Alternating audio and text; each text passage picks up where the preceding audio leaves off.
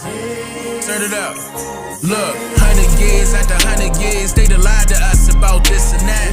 Told us all we from Africa. I made fiction characters turn into facts. Heard you tell me then it was not. Knowing goddamn well that trick was capped. My wife and I wrote a book about it. It's a book with knowledge, evidence, and fact. And my other book got them haters shook, cause it's helping my people take a closer look at their backgrounds in the background, showing my people where they supposed to look.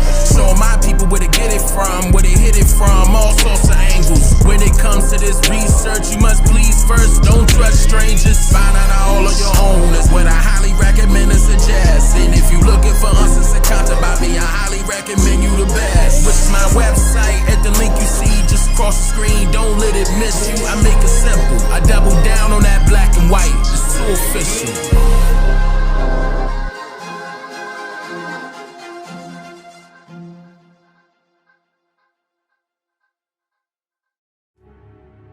Okay. Give me a second. Let me pull this up real quick. OCO, freethinkers. You're now tuned into the realest historian on the planet, the best teacher you wished you had in school. Have your pens and paper handy and get ready to take notes. It's Dane Calloway on I'm Just Here to Make You Think Radio. All right, so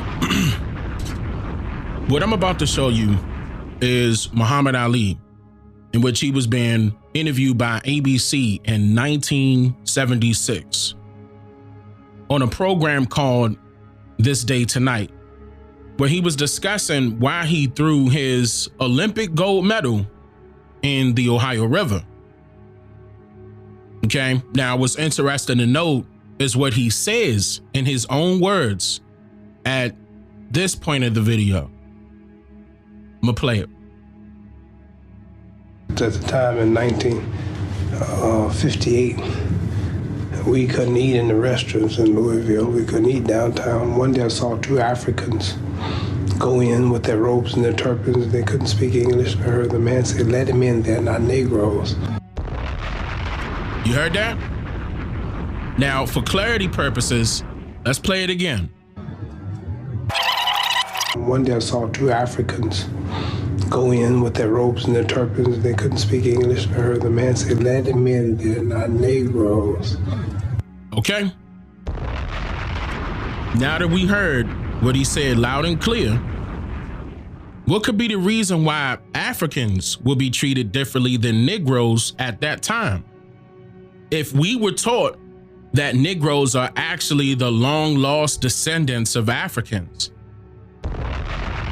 think about that. One day I saw two Africans go in with their robes and their turbans. They couldn't speak English. I heard the man say, "Let them in, they're not Negroes." I said, something's wrong. I can't say it's because I'm black, because they're so black and they're blue, but they went in.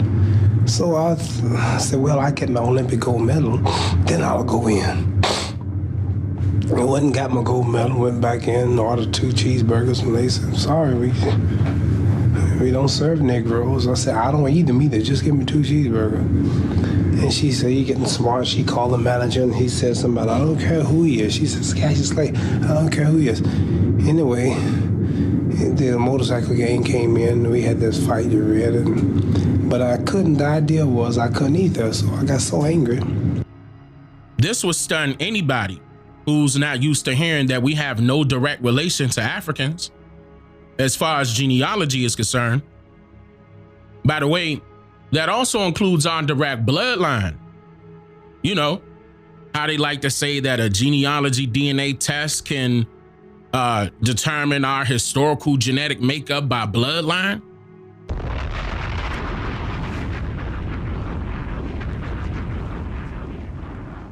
Now, if you think about the scenario that Muhammad Ali just described, you would know that the Negroes of America are totally different from any other people from another continent, even if they do share the same skin complexion. And this also exposes that racism had nothing to do with a person's skin tone in general, because it was strictly based on a person's status with this U.S. government. meaning whatever the government chooses for Negroes is how it ought to be under the color of their laws. Now that's crazy. And that's not right, is it?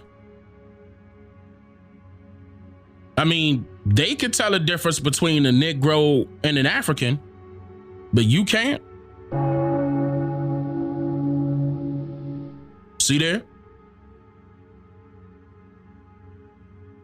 This goes back to what I exposed in my previous videos about the terms black and white. And, you know, I said that they're social constructs that were designed and cultivated as a means to be politically correct when describing particular groups of people in America. However, our people, in fact, did not create these terms on any mutual grounds.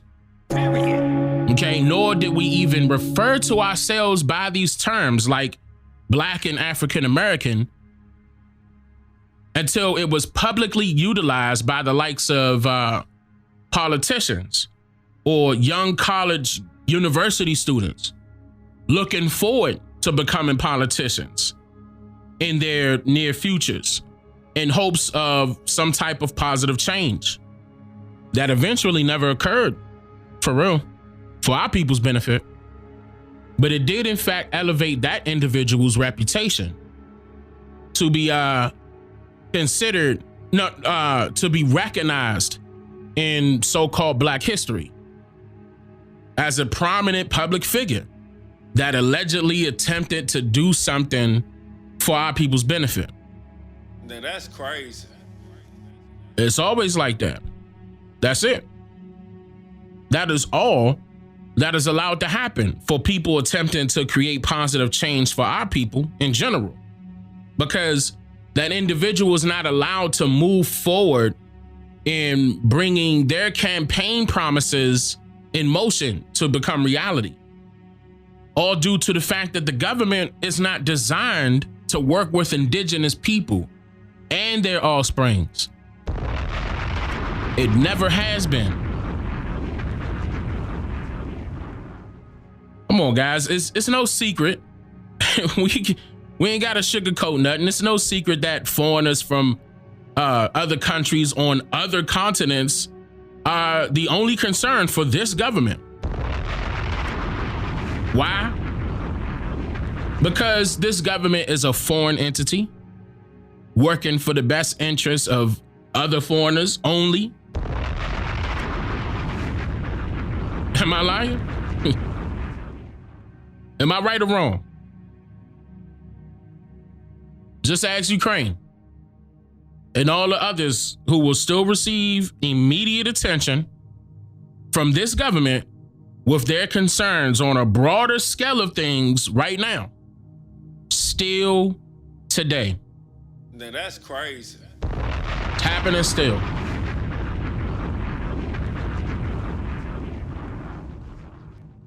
It's not a joke. Just look at how, I'm gonna give you an example. Set it on fire, fire, fire. Watch this. I'm gonna show you this. Look how the Pope would treat Africans right now. This is an example. Watch this. It's go time, Slim.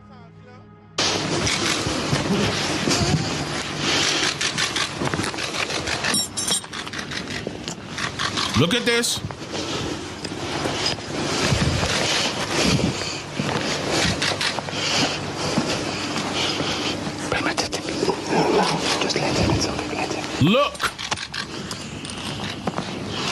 Look at how Vatican TV, by way of CNN, is showing the Pope kissing multiple African leaders' feet. Now that's crazy. This is not a game, people. And look, these are the offsprings of the colonists that were ordered to colonize our people and our land here on Turtle Island, showing their respect for African leaders and their people in front of the world. And it's being documented by way of the news stations recording it. Now, ask yourself, does it look like Africans are afraid of the Vatican? Or does it look like they took it upon themselves to step up, speak up, and create positive change for their own people's sake by making sure that their own people will control their own destinies?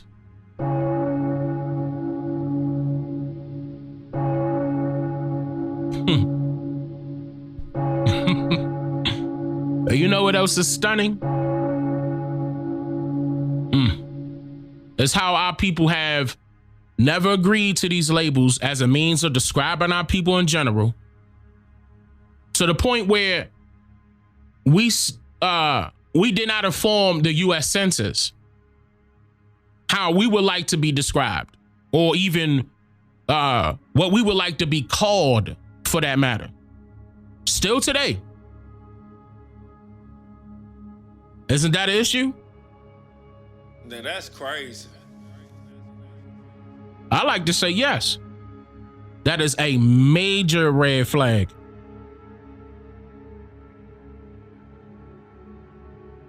During the 1960s, we allowed political and social groups, the media, and the government to influence our people as they were young college students by allowing our entire race of people to be referred to as whatever a stranger wanted to refer to us as. This is a major problem, y'all. Because think about it. How can anyone take us seriously if we don't take control of our own affairs and be serious about doing so? Wake up, wake up, wake up, wake up out of your sleep. Come on, man. You gotta wake up. Rule life. This is what I've been talking about for the longest. And what really makes us look even worse is when we have some of our own people asking this government for reparations. And then they sit and wait for years to go by as the government answers them by saying that they will only study what happened to our people historically before they make a final decision on what is owed to us. Now that's crazy. Anytime you have to rely upon your enemy, you're in bad shape. I want to provide you a scenario here. Really quick. Let's say you and your friend are at a bank making a withdrawal.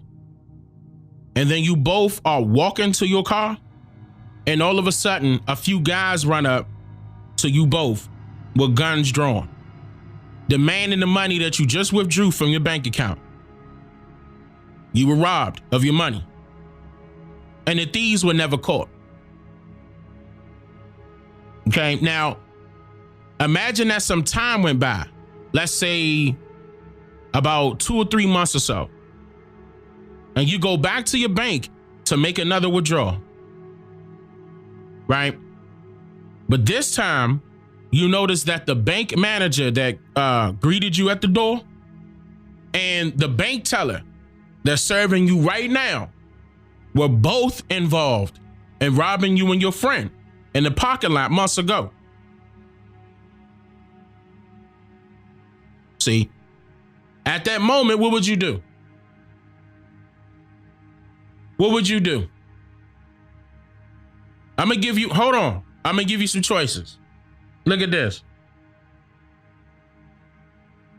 Would you A, go berserk and pull out a weapon and threaten their lives and demand your money back?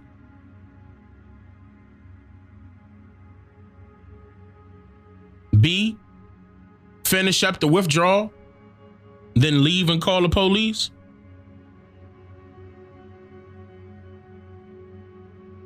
C, finish up the withdrawal, leave and act like nothing ever happened? Or D, act ask them for your money back that they stole from you months ago.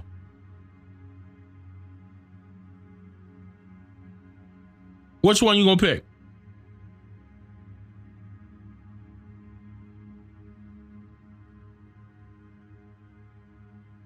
I'm looking in the chat. Let me see.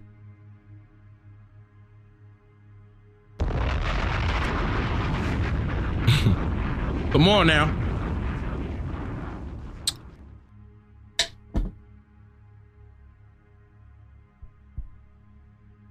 Okay.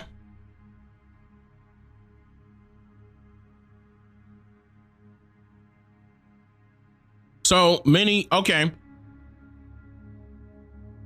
you A or B. I don't blame you. Right, but I want you to, okay, listen, hear me out. I want you all to notice something. If you didn't know already. The answer D, which is to ask them for your money back that they stole from you months ago. This is the exact same thing that some of you are doing when you are asking the government for reparations. I'm just saying. Think about that. Think about it. Ask them for your money back that they stole from you months ago. You asking for reparations from the government after they did some things to your ancestors. Wasn't that long ago, but it was still long ago. Right? And it's not about, okay, I want you guys to understand. Yes, they did something wrong. But what I'm trying to point out here is that the government is not going to budge because you're asking them to give you something back. Okay, do you actually believe for 1 minute that this government doesn't know their history? And why they do owe us way more than just a check in this sense?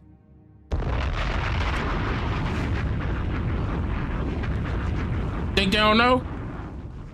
And look, if you think that the government knows exactly what they did wrong, then tell me, why do you think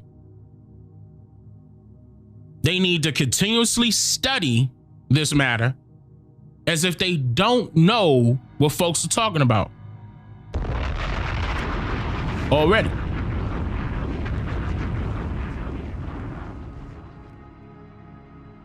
Some people was in and this is, I hear y'all. Y'all got y'all hopes up thinking something about to happen, because some people was on my Twitter and some people was in the comments on YouTube like, well, Dane, the state of California is looking into it. Dane, the state of North Carolina is looking into it. Looking into it.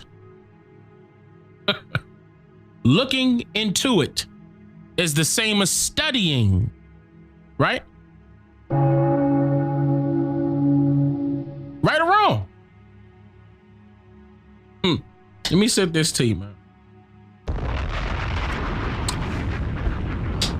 Come on, man.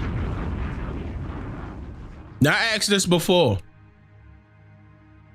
How long are you willing to wait in order for this government to roll over and pay up?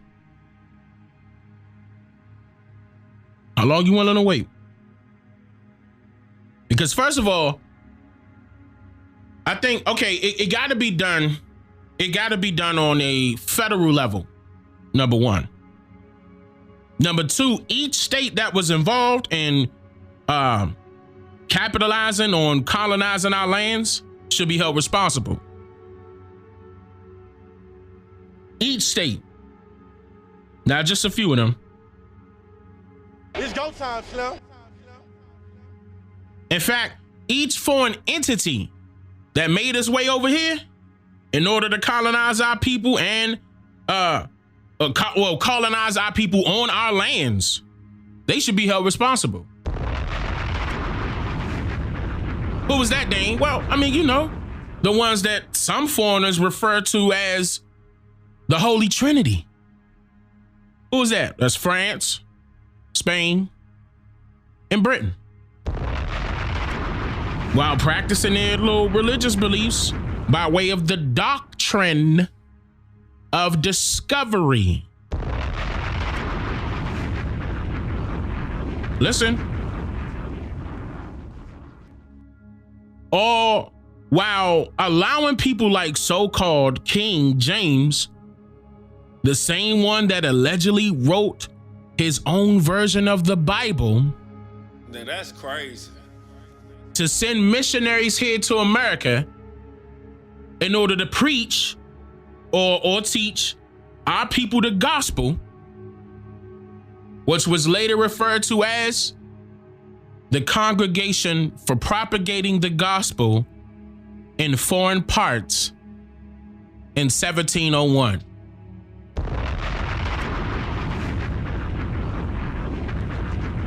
That was the Congregation for Propagating the Gospel in Foreign Parts in 1701.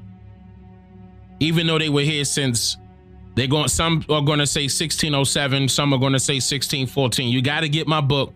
It was told in reverse. I'm going to tell you it all with everything. Okay? But no, we are not the same as Africans. And that is why they were treated fairly during the times of racial segregation in America.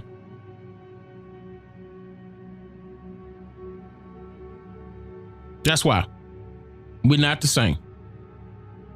This pill is only hard for some people to swallow because they were indoctrinated with fairy tales about America from strangers who either had absolutely no idea what they were talking about. I can say that they were paid to regurgitate those lies as a teacher, or professors in school, or they had an agenda of their own to keep our people blind from the truth. And I see somebody, okay, my wife and I wrote a book about this entitled It Was Told in Reverse, The Untold Truth About the Transatlantic Slave Trade Story. Okay, and we go into full detail about the things that we have been told as students, which were lies, and we also provided the absolute truth. In fact, hold on, I'm gonna do something right now. Let me play this video before we move on, okay?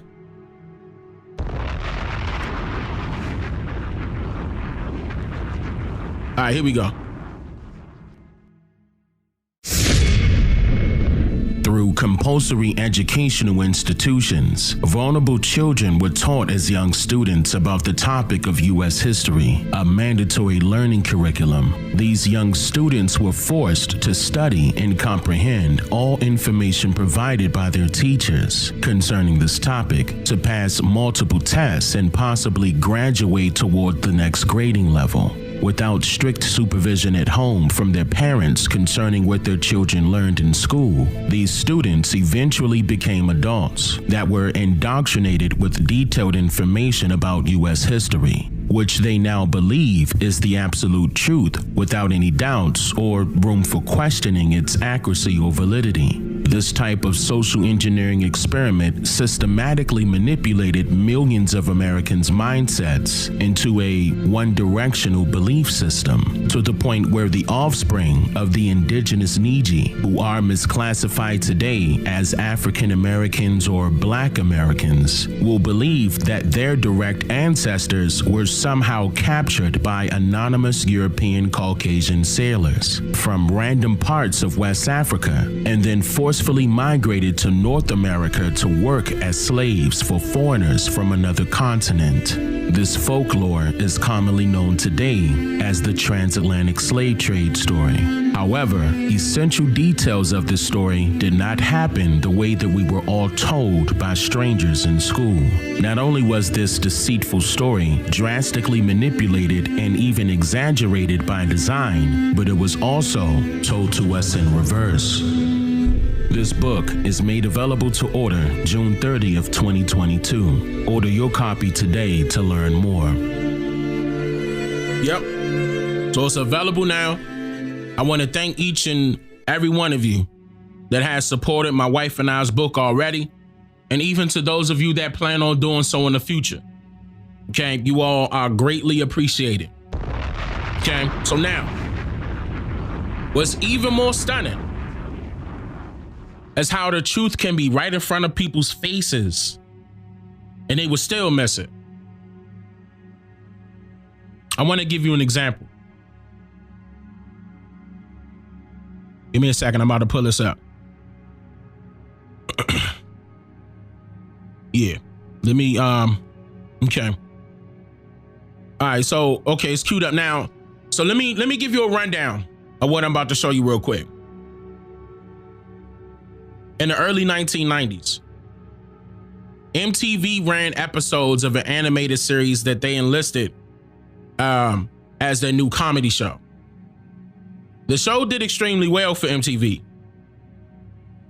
It saw great success nationally and even internationally for several seasons.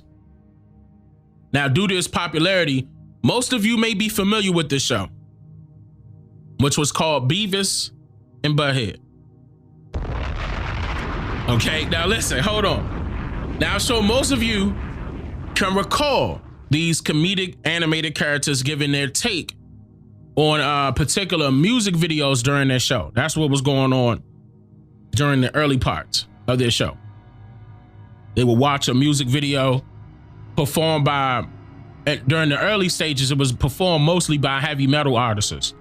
Like they eventually started branching off and, you know, listening to other music, but it was really heavy metal in the beginning. What I'm about to refer to here with this example.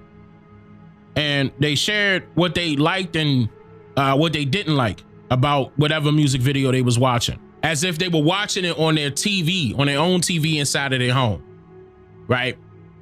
Now, this particular episode that I'm about to show you was brought to my attention by Aboriginal Turtle on my Instagram about a week or so ago. Shout out to you, brother. I appreciate that. And for copyright purposes, I had to duck down the music that was being played during this episode, but I turned up the audio of Beavis and Butthead. They were criticizing this particular music video that was performed by, oh, let me get this. It was performed by Green Day. It was called Basket Case. And this was released, keep this out, this was released in 1994.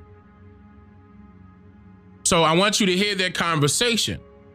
Now, mind you, I'm gonna say this again. The truth can be right in front of people's faces, and they will still miss it. Let's go. How come that guitar's in the hospital? Okay. You don't have to say anything. I asked you a question, but you know, that's okay. This looks like that movie, One Flew in the Cuckoo's Nest. Oh, yeah. That's that movie with all those dudes in Taxi, only they're retarded. You know, I think you're not supposed to call them retarded. You're supposed to call them, like mentally superior or something. Oh, yeah. Remember that big Indian dude in that movie? Mm-hmm. He was cool. And then he couldn't talk unless he was talking about gum. Yeah. You know, I think you're not supposed to say Indian either. No way, really? Yeah. I think you're supposed to call them African Americans. Wait. Hola.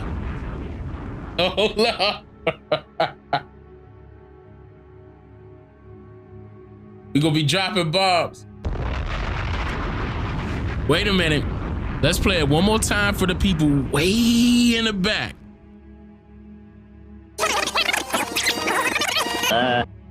You know, I think you're not supposed to say Indian either. No way, really? Yeah. I think you're supposed to call them African Americans. Listen. Did you notice that he didn't say Native Americans?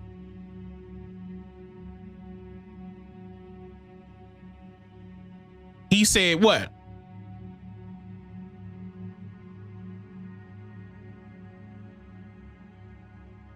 He said African Americans. This was aired in 1994 on MTV. The Beavis and Butthead, the show's creator, director, producer, and writer, which is very important, is a guy by the name of Michael Judge. That's what he looked like.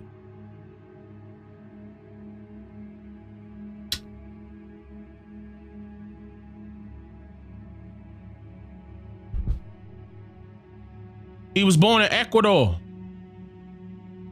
in South America. So some of you may, think he's white, and some of you may consider him to be Spanish or Latino. But I also want you to note, this is what's important. I want you to note that they know the truth as well. So shout out to all my Nijis in South America and Central America. What up? Mike Judge was also, by the way, the voice actor for both Beavis and Butthead. So he knew exactly what he was doing here. Especially with him being the writer and the voice actor. That was done purposely.